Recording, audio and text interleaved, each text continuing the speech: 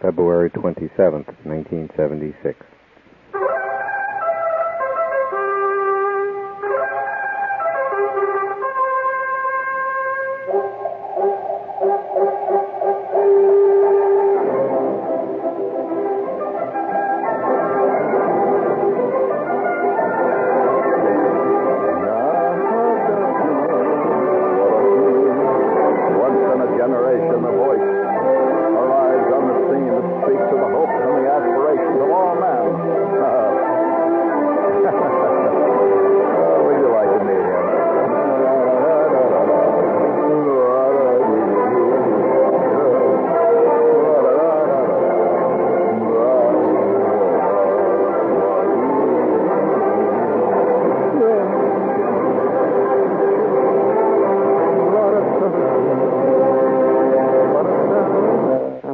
We would like to take this time before we get started here tonight to salute all people who are beginning to emerge from the what could be really the forerunner of the 21st century, the non-reading illiterate people.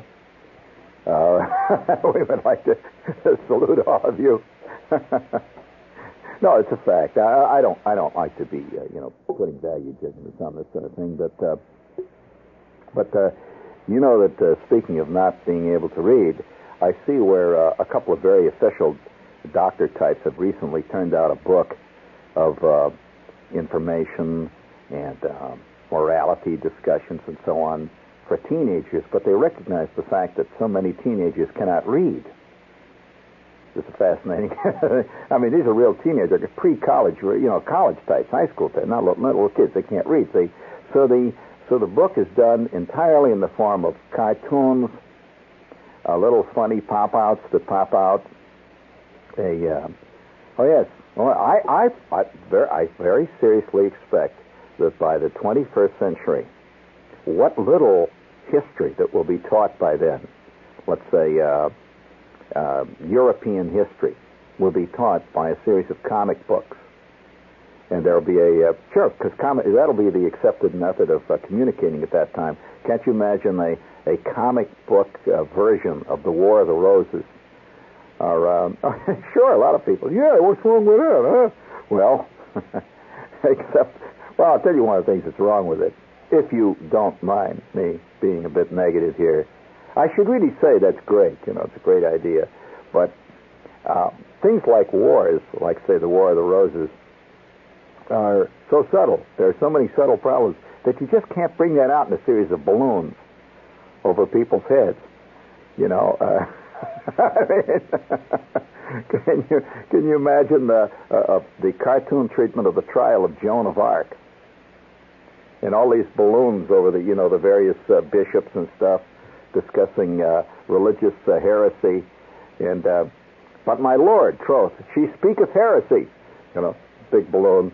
And and underneath oh, wow. I don't know where it's all going to end. But nevertheless, one of the things that you must understand, though, about schools, in case you say to yourself, well, obviously they're not learning how to read, and if you've tried to get proper change recently going through in fact, the other day I had a really fascinating example of the fallout of a previous educational philosophy. Already they're beginning to discredit one of the big fads of the late 50s and early 60s that persisted to about roughly the mid-60s. Do you remember that fad of new math? Recall that? It's practically disappeared now, That was a brief fad. Well, there are people around, though, that are still the victims of it, you see. That's exactly. So the other day I was going through a checkout line, see, and just in a supermarket, and so I said something to this girl. I said, "Well, here, I'll give you $1, and that'll round it off, and then you just give me the change." This sudden look of total confusion came over her head. I could just see it. And I said, "Well, no, all you have to do is just figure it out. All you got to do is just give me the 12 cents." Wait a minute. And I could see her going through a very laborious process in her head. She was having trouble subtracting 17 cents from $1. and coming around with the proper answer, which, as you all know, is 63 cents, right? Ah, you got it. Very good. I'll just give you a little quickie test. Okay, but the thing here is that I said, come on, and people were getting kind of bugged, There was some lady, angry lady behind me who had her car triple parked, and she wanted to get through. And finally, the manager, who was just happened to be standing there, he came over and said, what's the trouble? I says, well, we're having trouble here with the change. He says, well, what's the problem? I said, well, the problem apparently is she can't count. And he says, oh, here, well, let me do that. And so at that point, he gives me the change. This girl looked kind of confused. And I'm walking through the lane, and the manager then says to me, man, he says, we sure have problems like that. And I said, what's the matter? He says, well, those are the new math types that took new math. They cannot, they can deal in decimals. Fantastic with the decimals. But they have trouble, at the checkout counter when some lady wants an 87-cent package of bacon. And so I said, this is a passing phase. Now, currently, what's going on in schools? Well, I have a report here. Would you like a little report on a great subject that's being taught in one school at least? Now, one of the things that schools have done recently, within the last 5 years, they've steered away from hard knowledge, which means, hard knowledge is the kind of stuff like being able to add, being able to subtract, being able to divide. That's a mean one. I'm telling you, that's a bad one. With that funny line over the top there? Right. Oh, fractions. Forget it. I'm telling you, I've known of people who actually were on the verge of suicide trying to add 3/4 and 7/8. I mean, forget it, Phil. Don't you know how to do that? Come on, 3/4 and 7/8. How do you do it? You convert the 3/4 to what? Correct. Yeah, except that won't work when doing what I'm doing. He holds up his little pocket calculator there. All right, okay. All right, add 3/4 and 7/8 on that machine. Let's see how you do it. That threw him, didn't it? Well, because most calculators don't come in fractions. And you have to convert. See, you have to... Right, there you go. Okay. So, the hard knowledge is very definitely steered away. And as far as I'm concerned, I would love to have gone to a school where all we did was, walk around and talk about Winnie the Pooh, study things like how to appreciate movies. You know that there are courses now on how to appreciate movies. And you go and you sit and you watch Burt Reynolds running around on this boat with Liza Minnelli, and then you write a piece about it. If you can write, what you do is print laboriously a theme about it. Print it, sweating with a thumb printed paper, and that's kind of a great school. I'll tell you, I was in a school when I was a kid that was in the forerunner of that kind of stuff. Now, it may surprise you, but that's a fact. I was in a school that was later studied by many other schools because it was like the forerunner experimental school for that kind of non-learning. For example, do you know that we had a course which I kind of liked? I mean, a course called horticulture. Now, that sounds great, doesn't it? It sounds like you're studying how to grow radishes. No way. We did. Horticulture class consisted of the entire class. Oh, it was a wonderful class. I really loved it because it consisted of our entire class every day going out, walking down the street, and walking around in the park for an hour. Just wonderful. That's a great class. And we never had any exams. What are you going to, we just walk around and look at the birds. And I remember the teacher was a great guy. He would just sort of walk around, and he was a horticulturist, and he'd say stuff like, if any of you are curious about anything that you see out here in the park, just ask. And so once in a while, someone would say, hey, what's that under the bush over there? And he'd say, oh, that is a beer can. Oh.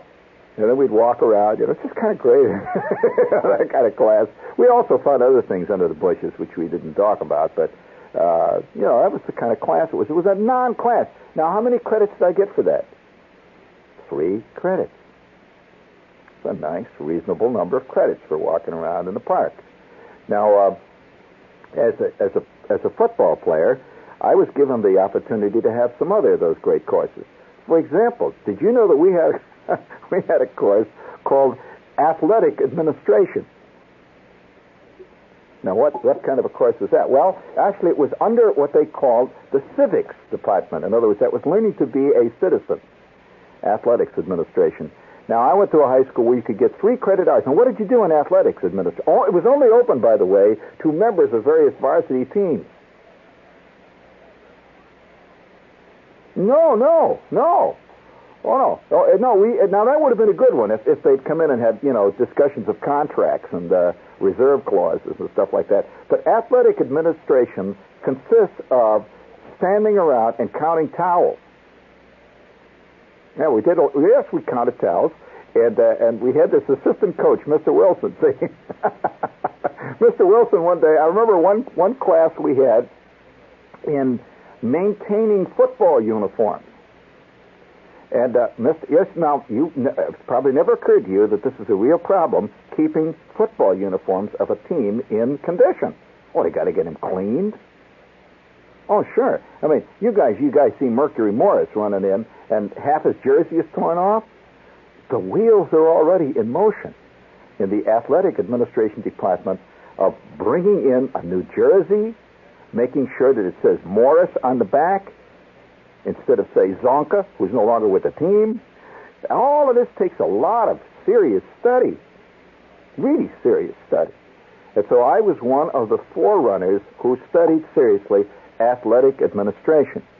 And Mr. Wilson one day had a class. We had a class in how to deal with the cleaning establishment that has the contract to clean the football suits. And I remember him holding up this pair of nylon pants, and he says, now, when you get, they tend to get these grass stains, when a guy goes sliding on his behind, over 30 yards of grass, he tends to pick up a little green grass all over the place.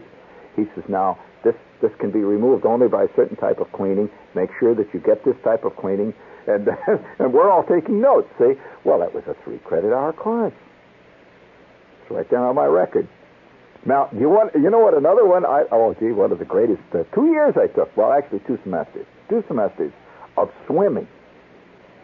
Oh, wonderful. Swimming 1 and swimming 2. Now, that didn't mean that you were trying to be in the Olympics. What you did every day was literally go down and take a dip. Yeah, at 11 o'clock in the morning, me and all of my buddies, Schwartz and Flick and Bruner, we were in the swimming class. We go down there, put on our swimming suits. We had these tank suits, little short pants and stuff.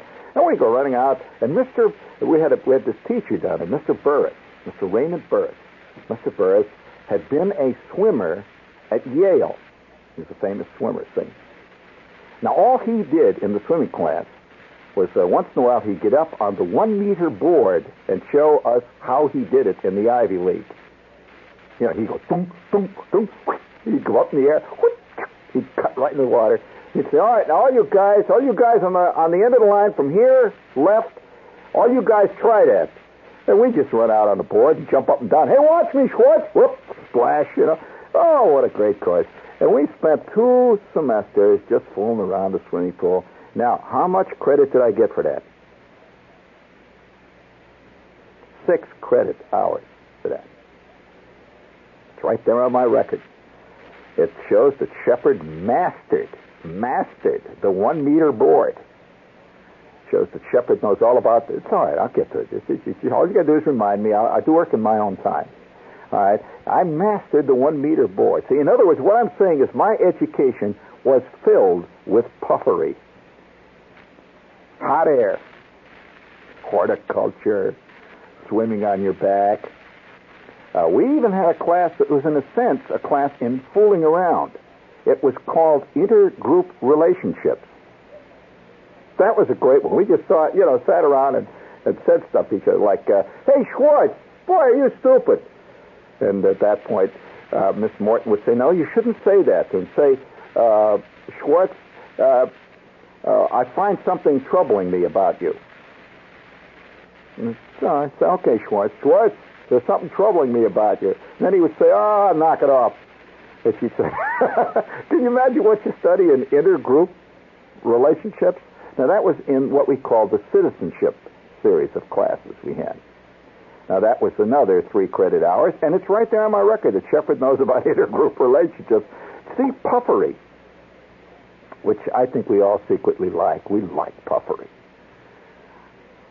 It's the hard stuff we don't like. You know, the really hard stuff. We like balderdash.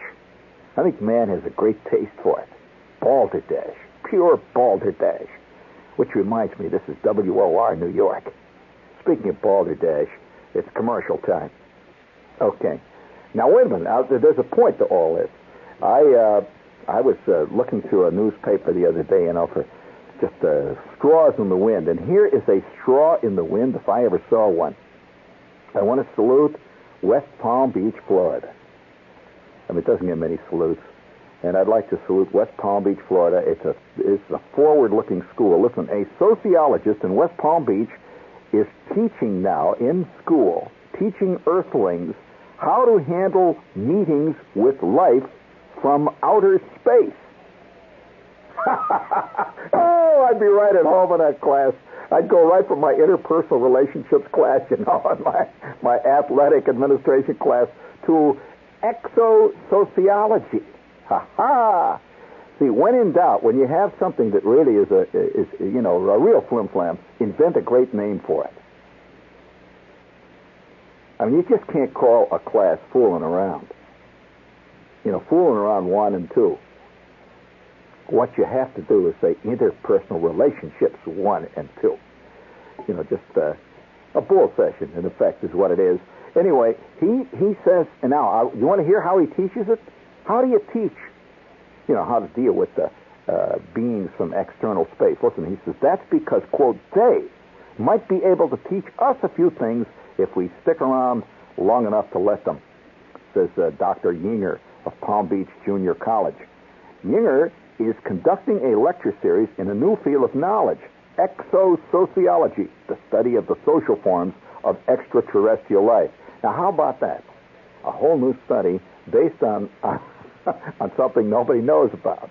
Now, any astronomer can tell you that there's great differences of opinion as to whether any life exists on any other planet. It really does. There's a great deal. Now, logic says, yeah, there should be some form of life somewhere. But we have no evidence of this. We just think there should be. Now, if you can build a whole science on something that possibly is, you've gone all the way.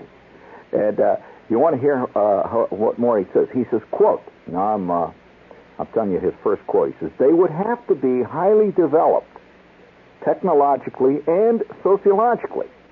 Yinger tells his students in this course, he says, they would have to be in order to survive the tremendous energy systems they would need to move about in space. They would have to have learned how to live peacefully, would have moved beyond warfare and violence. May I say right here at this point, wait a minute. That is one of the great canards among the science fiction people. The kind of, how can I say, starry-eyed belief that if people have mastered technology, they've also mastered sociological problems. This is always you see this among many groups of SF people, that somehow these beautiful creatures come from outer space, and they've come to save us. That's one kind of sociological SF that you see. Have you seen that one? Many times. Now there's another kind where they've come not really to save us, but they have arrived innocently to study or to be here, to look at this place. And they're shocked to find that man has wars. That's another thing. Now, I'm going to suggest something to you. We are now on the verge of space travel here in the United States and in the world, correct? I would have to say that sociologically, we have not moved much beyond Attila the Hun. Would you agree with that? Yet we are on the verge of space travel. Why should another being on another planet be any different? I mean, just because he could travel to, say, Mars does not mean in any way, shape, or form that he has overcome war. As a matter of fact, he could be traveling to Mars to further an even more spectacular war. Just sitting here thinking about that course. I'd love to take it. Now, I find, though, I'll tell you, it's just this personal observation.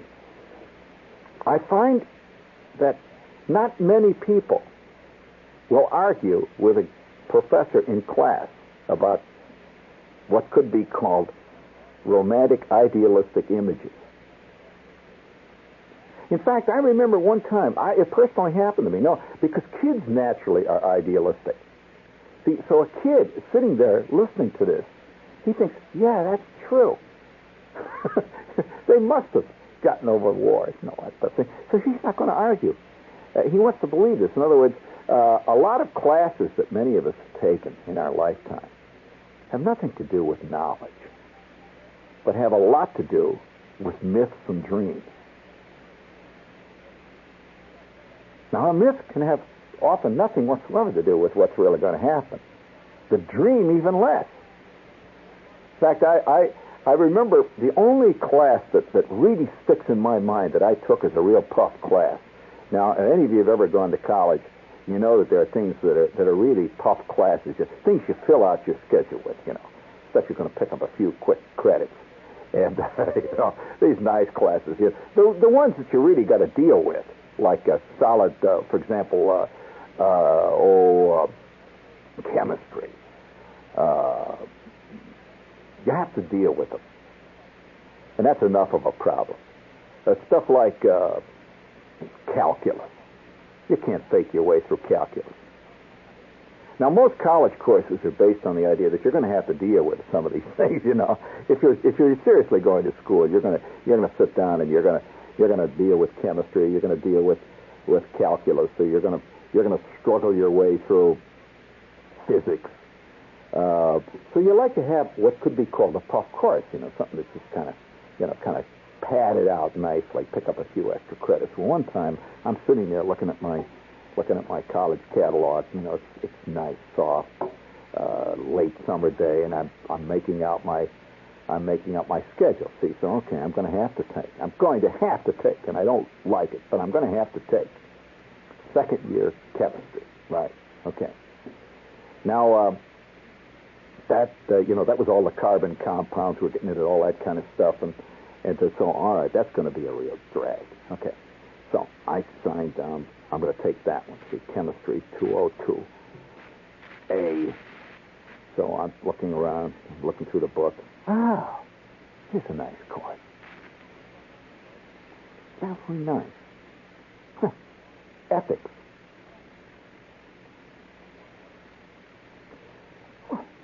Who doesn't believe he knows about ethics? I mean, you think you know what life is about. You know what's right and wrong. That's like studying what's right and wrong, huh? Right? Ethics. Everybody knows about them. Now, you may not have any ethics, but you know about them, right? I mean, let's face it. You don't have to write a play to study playwrights, right? So, I sign up for ethics, and figuring that's going to be a nice, quick. It met 3 times a week. It's going to be for 1 hour, something like 55 minutes a shot. 3 55-minute periods. It's going to be a nice, quick 3 credits. So, the first day I arrive, and the professor's sitting up there in the front there, and he's got kind of a gray hair. He's this odd-looking guy. He had sort of thick glasses and a rumpled suit. And he was sitting with his chair tilted back. And we all sort of scattered around in the class. I didn't know anybody in the class, and he passed out some books to each one of us, and he'd pick up these books, and we passed them back, and I finally got a book. And I remember the book had something to do with a workbook, the 6 basic philosophies of the Western world. Well, no problem here. He said, I want you to take the first one there. So I want you to read it. First one was, in case you're curious, was Platonism. Plato, the Republic, all that stuff. And so I looked at it, and it looked fairly interesting. It was a hell of a lot more interesting than chemistry, frankly. And so I figured no problem with this. And we talked a little bit. He's talking about ethics. And it turns out that this guy had been a criminal lawyer, also a PhD in philosophy. And after 20 years of being a criminal lawyer, he had seen it all, man. He came back to teach philosophy. That's not the same as a philosopher who's not been out there. And I want to tell you, that semester, in some ways, changed my life. Because I read Platonism. And by the end of the third period of reading and discussing Platonism, I was a converted Platonic believer. I believed completely in Plato's Republic. And so did the rest of the class. And this guy kept feeding us, telling us all the great stuff, how this worked. And he'd draw diagrams on the board of various types of syllogisms and thought processes, and how everything all fitted together into Platonic theory. Well, we sat there, and at the end of the first 4 weeks, which consisted of studying Plato and the Platonic theories, there wasn't a guy in that class that did not feel that he had discovered a whole new world. And in one day, this guy destroyed it all. He just got up there and he says, now I'm going to show you where it's wrong and how it didn't work. Bam, bam, bam. We're circling back. And, every one of us was rocked right down to our things. The next one we studied was hedonism, which, by the way, many of you study night and day and not know that you do. In fact, many of you are dedicated believers in this particular philosophy. Hedonism really basically says, swing. Because that's what life's about. Well, this is a very attractive belief. I mean, it's probably the most subtle of all the attractive beliefs. I mean, the idea that if it's fun, it's good for me. And what's good for me is good for the world. And what's good for the world is good for me, so hence, swing. So you can just follow it right around like that. So anyway, at the end of the next 4 weeks, there wasn't a kid in that class that was not a dedicated hedonist. In fact, there were already 3 guys starting to become lifelong drunks in the class. I mean, hedonism. Well, he destroyed that one. And then we started on Stoicism, which is exactly the opposite. Right? You know what the Stoic is? The contemplation of pleasure is far more exciting than the realization of pleasure. Now that takes mental discipline. To squat in the sun and think of a magnificent 4-inch thick porterhouse steak sizzling and never go to get it. Now, that's a really interesting one. That's Stoicism. Well, anyway, to boil a long story down into its basic components, by the end of that semester, we had gone through Christianity, Stoicism, hedonism, Platonism. We went through all 6 of them. And he had destroyed each one at the end of the session. And the last week, we all gathered. Each one of us is shaken by this time. What can we believe in? He said, friends, that's the problem. Somebody jumped up and says, you mean you can't tell us? I said, just one thing I can tell you. Nobody can. If you've learned that in this class, you've learned one of the hardest lessons that any of you will ever learn. He didn't give us an exam. I guess he graded us on the confused looks on our faces. The smugger you looked, the lower your grade was. And as we wandered out into the sun at the end of that historic semester, there were arguments as we're walking down the street, but they were curiously weak arguments. Some guys would say, I don't know what he's talking about. I'll say, well, I don't know. And so when you meet those beings from outer space, don't be too sure that they have outmoded war on their planet. In fact, I would suggest that to be too sure about anything is the ultimate heresy. Would you please bring up a little of that suitable theme music there? Personally, I believe in my Jews. And only partly. Because the Jews aren't concerned on you. You know what the expression is in the